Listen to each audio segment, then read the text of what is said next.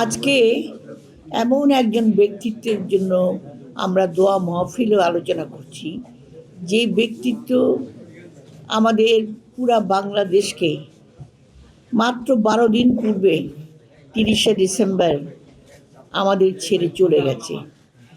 যে একটা মহাকালের পতন হয়েছে, যিনি সমাপ্তি ঘটেছে, তিনি তার জীবনের সংগ্রাম শেষ করে শেষ পর্যন্ত তিনি লড়াই করে যুদ্ধে জয়ী হয়ে প্রচণ্ড সম্মান এবং মানুষের ভালোবাসা নিয়ে এই পৃথিবী থেকে চলে গেছে। আর আমরা যারা রয়ে গেছি, আমরা দেখছি খাবারের পছন্দ ভিন্ন হলেও মজার বেলায় সবাই এক।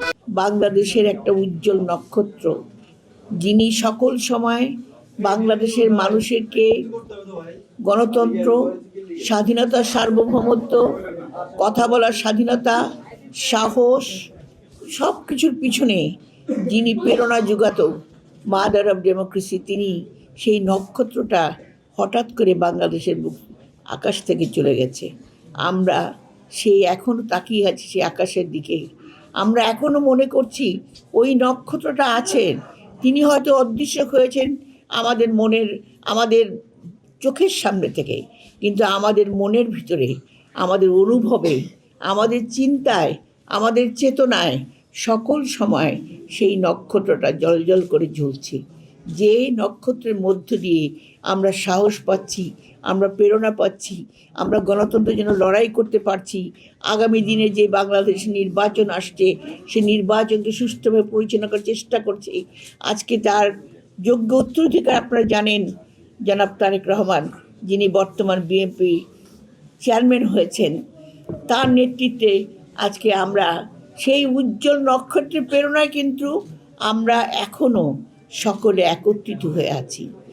এর পিছনে অবশ্যই যেমন দেশনেত্রী বেগম খালেদা জিয়া তার চিন্তা চেতনা আমাদের মধ্যে দিয়ে গেছেন, তেমনি তারই যোগ্য উত্তরাধিকার আমাদের চেয়ারম্যান সাহেব, যিনি তার নেতৃত্ব দিয়ে সারা বাংলাদেশের মানুষকে, বিশেষ করে বিএনপিকে, বিশেষ করে সারা বাংলাদেশের মানুষকে আজকে এক করতে পেরেছে এবং এক রাখতে পারছে। এটা আমাদের একদিকে যেমন শোকাবহ জিনিস, কারণ আমরা খালেদা জিয়াকে মনে করতাম উনি আরও কিছুদিন বেঁচে থাকুক, অসুস্থ হলেও উনি বেঁচে থাকুক, উনি আমাদের আরও কিছু শক্তি যোগাক, তবু উনি বেঁচে থাকুক।